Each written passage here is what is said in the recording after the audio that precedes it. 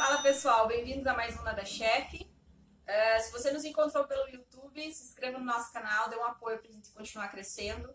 Se você chegou até esse vídeo pelo IGTV, siga a nossa página no Instagram, que tem muita receita e muita dica bacana por lá. Bom, hoje a nossa receita é de pão australiano. Nós vamos iniciar fazendo a esponja da fermentação dela, tá? Essa esponja ela tem que ser feita de 30 a 60 minutos antes da receita. A nossa esponja vai 70 gramas de farinha de trigo branca, 30 gramas de farinha de trigo integral, 3 gramas de fermento liofilizado, aqueles de pacotinho mesmo. Vamos misturar os secos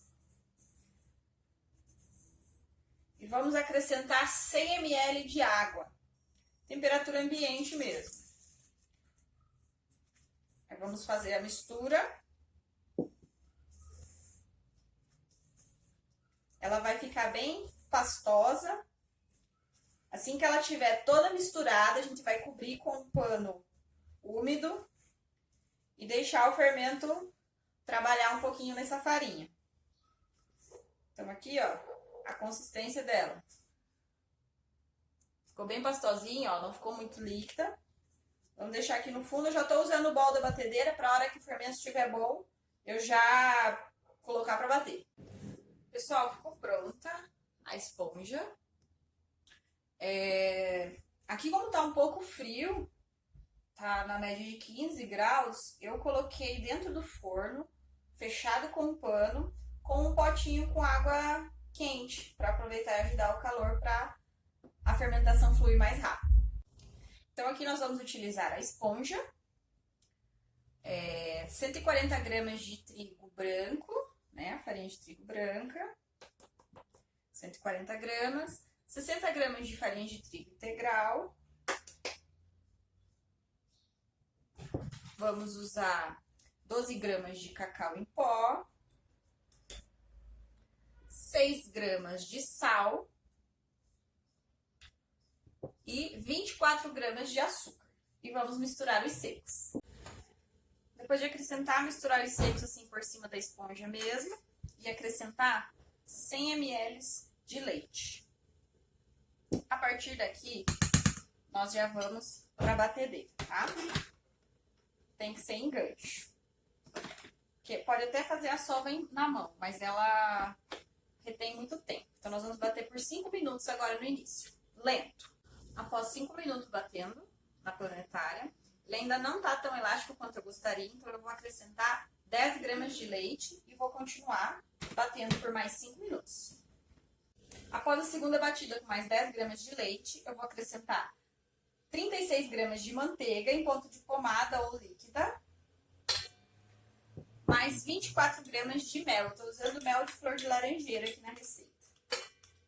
Daí, a partir daqui, eu vou colocar para bater em velocidade média por mais 10 minutos.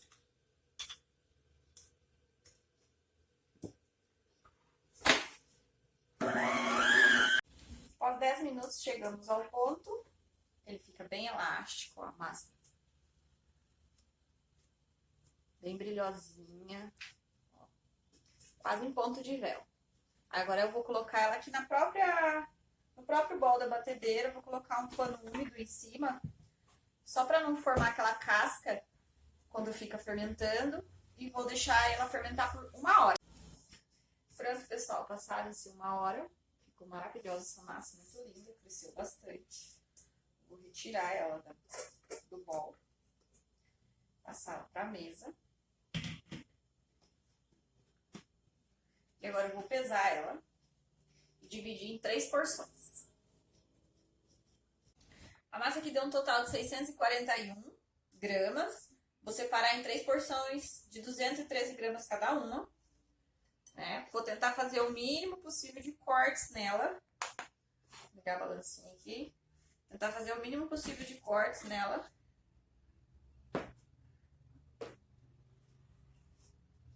Quase lá. Pronto. E assim eu vou seguir com o restante da massa. Aqui eu vou virar o lado liso da massa, na medida da mesa, e juntar as pontas. Fechar bem. E se apoiar na mesa e fechar com os redondinhos. Caso apareça alguma bolhazinha aqui, pode só furar ela apertando. E assim a gente vai fazer com as outras 3 massas. Bolinhas terminadas, vou aproveitar o mesmo pano que eu usei para tampar o bol, para só fechar eles aqui em cima. Eles vão ficar apenas 10 minutos nessa fermentação agora. Isso aí, pessoal. Passados os 10 minutos dessa primeira fermentação, nós vamos virar o pão, colocar o lado direito dele pro chão, né, pra mesa, e vamos tirar o máximo de ar que a gente conseguir. Vamos abrir bem essa massa. Feita a abertura da massa, nós vamos fechar os lados formando um triângulo. Fechei um lado, vou fechar o outro. Aí, nós vamos pegar da parte mais alta e fechando. Faz uma pressãozinha com os dedos, não precisa ser muito, só para fechar bem esse pão. Ó, fechou bem o pão? Fecha essas emendas dele, para garantir que ele não vai abrir quando começar a assar. E só pôr na forma. Lembre-se sempre de estourar essas bolinhas que aparecem, tá? Pronto, pessoal, aqui já está toda dobradinha, né? Feita todas as dobras. Agora vai fazer a última fermentação, que é de 30 minutos. Eu vou cobrir ela com esse paninho. Eu posso utilizar um borrifadorzinho para deixar esse pano úmido, porque essa massa tende a ressecar. Para ela não ficar aquele craquelado antes de assar, né? Que não fica bonito e nem saboroso. Então, eu vou borrifar um pouco de água e deixar meia hora de fermentação. Após 30 minutos de fermentação, eu vou polvilhar agora um pouquinho de fubá ou farinha de sêmola. Aqui eu tô usando fubá em cada pãozinho, só para dar uma finalização. Nos últimos 10 minutos desses 30 minutos de fermentação, eu aproveitei para colocar o forno aquecer a 180 graus e coloquei uma forma com água na parte mais baixa do forno, para que a forma com água vaporize durante o cozimento, né, a cocção da massa. E aí eu vou retirar após 15 minutos assando. Pessoal, seguinte, ó, já foram 15 minutos. Aqui embaixo, ó, tem uma forma com água que eu coloquei para criar o vapor. Eu vou retirar essa forma agora, vou virar a forma dos pães para eles assarem ao todo e vou deixar ele por mais 15 ou 20 minutos. Aí vai depender de como o forno vai agir. Gente, olha que maravilha que ficou. Ficou bem crocantezinho. Eu deixei por mais 15 minutos após tirar a forma com água. E desliguei e deixei mais 5 minutos ainda dentro do forno. Mas isso foi uma opção minha. Se eu quisesse tirar assim que bateu os 15 minutos após eu retirar a água, já poderia ter retirado. Ele ficou maravilhoso. Agora nós vamos esfriar para poder fazer o corte. Olha aí, pessoal. Coisa mais linda ficou o pão. Ele é bem leve, bem fofinho. Vamos ver como é que ficou aqui o miolo dele. Ele ainda não está totalmente frio. Mas olha como ele ficou lindão. Ele não esfriou todo ainda, mas ele tá bem macio. Um aroma meio adocicado, né, por conta do cacau e do mel. E esse é o nosso pãozinho australiano, ele ainda tem que esfriar mais. Isso aqui é a farinha que caiu, tá? Farinha de fubá. Eu acho que vale super a pena fazer em casa. Ficou muito saboroso, ficou um cheiro maravilhoso e muito leve, por mais que ele tenha um pouco do integral nele. Não ficou um pão maçudo, ficou muito gostoso. Experimentem e aproveitem.